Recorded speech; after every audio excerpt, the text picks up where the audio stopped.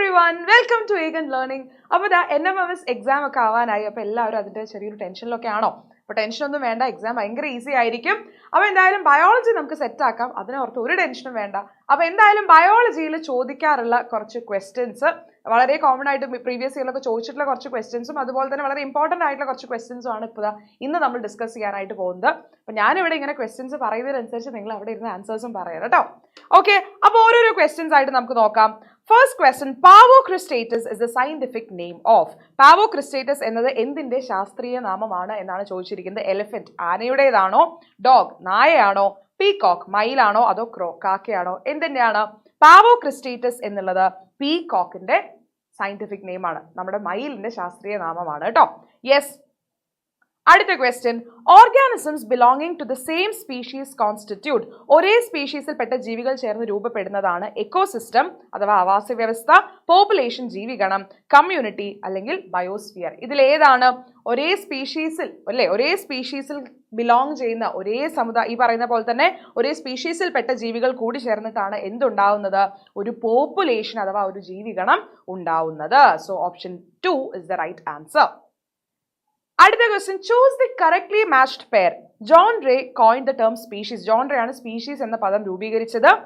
Call Linnaeus father of botany, Aristotle father of taxonomy, ചരകൻ father of biology. ഇതിൽ ഏതായിരിക്കും ശരിയായിട്ടുള്ള പെയർ എന്ന് പറയുന്നത്? ഏതാണ്? ജോൺ റേ ആണ് ആദ്യമായിട്ട് സ്പീഷീസ് എന്നുള്ള പദം രൂപീകരിച്ചത്. So option 1 is the right answer. Carl Linnaeus ആരാണ്? ഫാദർ ഓഫ് മോഡേൺ ടാക്സോണമി ആണ് അല്ലേ, ഫാദർ ഓഫ് മോഡേൺ ടാക്സോണമി ആണ്. അരിസ്റ്റോട്ടിൽ ആരാണ്? ഫാദർ ഓഫ് ബയോളജി ആണ് അരിസ്റ്റോട്ടിൽ. ചരകൻ എന്ന് പറയുന്നത് ഫാദർ ഓഫ് ആയുർവേദയാണ്. അപ്പോൾ അത് കൃത്യമായിട്ട് ആ 5 സയന്റിസ്റ്റിന്റെ പേരും അവരുടെ കോൺട്രിബ്യൂഷൻസും വളരെ ഇമ്പോർട്ടൻ്റ് ആണ്, പലപ്പോഴായിട്ട് എക്സാമിന് ചോദിച്ചിട്ടുള്ള ക്വസ്റ്റ്യനുമാണ്. അപ്പോൾ അത് വളരെ ഇമ്പോർട്ടൻ്റ് ആണ്, മാർക്ക് ചെയ്ത് വെക്കാം. അടുത്ത question, scientific name of hibiscus is. ചെമ്പരത്തിയുടെ ശാസ്ത്രീയ നാമം എന്ത് എന്നാണ് ചോദിച്ചിരിക്കുന്നത്. Hibiscus vitifolius, hibiscus mutabilis, hibiscus rosa sinensis, hibiscus esculentus. അപ്പോൾ ഇതിൽ നമുക്ക് പെട്ടെന്ന് ഒഴിവാക്കാൻ ബുദ്ധിമുട്ടാണ്, കാരണം എല്ലാത്തിലും ഹിബിസ്കസ് ഉണ്ട്. അപ്പോൾ നമ്മൾ ആദ്യം തന്നെ ചെമ്പരത്തി എന്ന് ആലോചിക്കുമ്പോൾ ഹിബിസ്കസ് ആണ്. പക്ഷെ എന്താ, നമ്മളെ ട്രാപ്പ് ചെയ്യാൻ വേണ്ടിയിട്ട് ഈ പറയുന്ന ആദ്യത്തെ ജീനസ് എന്ന് പറയുന്നത് ഒരേപോലെ കൊടുത്തിരിക്കുകയാണ്. ഇനിയുള്ളത് 4 വിറ്റിഫോളിയസ് ഉണ്ട്, മ്യൂട്ടാബിലിസ് ഉണ്ട്, റോസാ സൈനൻസിസ് ഉണ്ട്, എസ്ക്യുലൻറ്റസ് ഉണ്ട്. ഇതിലേതാണ് നമ്മുടെ ചെമ്പരത്തിയുടെ ശാസ്ത്രീയ നാമം? ഏതാണ്? Hibiscus rosa sinensis. Okay, hibiscus rosa sinensis എന്നുള്ളതാണ് ചെമ്പരത്തിയുടെ ശാസ്ത്രീയ നാമം എന്ന് പറയുന്നത്. ഓക്കെ, അടുത്ത question, who proposed binomial nomenclature. ദ്വിനാമ പദ്ധതി ആവിഷ്കരിച്ചത് ആരാണ്? John Ray, Aristotle, RH Whittaker, Carl Linnaeus. ആരാണ് ബൈനോമിയൽ നോമൻക്ലേച്ചർ ആവിഷ്കരിച്ചത്? എന്താണ് ബൈനോമിയൽ നോമൻക്ലേച്ചർ എന്ന് പറഞ്ഞാൽ? ബൈനോമിയൽ അല്ലെ, ഒരു പേരിന് 2 ഭാഗങ്ങൾ വേണം. ഏതൊരു ജീവി എടുത്താലും ആ ജീവിയുടെ പേരിന് 2 ഭാഗങ്ങൾ വേണം. ഒരു ജീനസ് പാർട്ട് ഉണ്ടായിരിക്കും, ഒരു സ്പീഷീസ് പാർട്ട് ഉണ്ടായിരിക്കും അല്ലെ, 2 പാർട്സ് ഉണ്ടായിരിക്കണം ഏതൊരു ജീവിയുടെ നെയിം എടുത്താലും. അതാണ് ബൈനോമിയൽ നോമൻക്ലേച്ചർ അഥവാ ദ്വിനാമ പദ്ധതി എന്ന് പറയുന്നത്. അത് മുമ്പോട്ട് വെച്ചത് ആരായിരുന്നു? നമ്മുടെ ഫാദർ ഓഫ് മോഡേൺ ടാക്സോണമി അഥവാ കാൾ ലിനേയസ് ആണ്. Okay, yes. അടുത്ത ചോദ്യം, lichens are the association of. ലൈക്കനുകൾ എന്തൊക്കെ ചേർന്നതാണ് എന്നാണ് ചോദിച്ചിരിക്കുന്നത്. ആൽഗയും ഫംഗസും, വൈറസും ബാക്ടീരിയയും, ആൽഗയും ബാക്ടീരിയയും, നൺ ഓഫ് ദീസ്. ഇവയൊന്നുമല്ല എന്നാണ് പറയുന്നത്. ലൈക്കൻ എന്ന് പറഞ്ഞാൽ ആരൊക്കെ തമ്മിലുള്ള മ്യൂച്വൽ അസോസിയേഷൻ ആണ്, ആരൊക്കെ തമ്മിലുള്ള മ്യൂച്വലിസ് ആണ് ലൈക്കൻസ് എന്ന് പറയുന്നത്? ആൽഗയും ഫംഗസും. ഓക്കെ, ആൽഗകളും ഫംഗസുകളും കൂടി ചേർന്നിട്ടുള്ള ഒരു മ്യൂച്വലിസം അല്ലെങ്കിൽ ഒരു മ്യൂച്വൽ ഇന്ററാക്ഷൻ ആണ് ഏത്? ലൈക്കൻസ് എന്ന് പറയുന്നത്. 2 പേർക്കും ഗുണം ചെയ്യുന്ന രീതിയിലുള്ള ഒരു interaction. Yes. The study of fungus is known as. ഫംഗസുകളെ പറ്റിയുള്ള പഠനമാണ് മൈക്കോളജി, പ്രോട്ടോസുവോളജി, എൻറ്റമോളജി, ഓർണിത്തോളജി. ഇതിലേതാണ് നമ്മൾ ഫംഗസിനെ പറ്റി പഠിക്കുന്നതിനെ പറ്റി പറയുക? എന്താണ് അതിനെ പറയുക? അതിനെയാണ് നമ്മൾ മൈക്കോളജി എന്ന് പറയുക. ആ ഒരു ബ്രാഞ്ച് ഓഫ് സയൻസ് അല്ലെങ്കിൽ ശാസ്ത്ര ശാഖയെ നമ്മൾ എന്ത് പറയും? മൈക്കോളജി എന്ന് പറയും. യെസ്.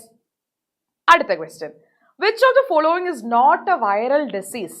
താഴെ കൊടുത്തിരിക്കുന്നവയിൽ വൈറൽ രോഗം അല്ലാത്തത് ഏത് എന്നാണ് ചോദിക്കുന്നത്. അപ്പൊ നിങ്ങളുടെ അടുത്ത് എപ്പോഴും എക്സാമിന് ഇങ്ങനെ നമുക്കിങ്ങനെ കുറച്ച് ട്രിക്കി ആയിട്ട് നമ്മൾ ഒറ്റയടിക്ക് കാണുമ്പോൾ വൈറസ് രോഗം ഏതെന്നാണ് വിചാരിക്കുക. അപ്പൊ എക്സാമിന് ഇങ്ങനെ അല്ലാത്തത് എന്നൊക്കെ ചോദിക്കും, നോട്ട് എന്നൊക്കെ ചോദിക്കുമ്പോൾ ഈ നോട്ട് ചിലപ്പോൾ നമ്മൾ ഒറ്റയടിക്ക് സെന്റൻസ് വായിക്കുമ്പോൾ ശ്രദ്ധിക്കില്ല.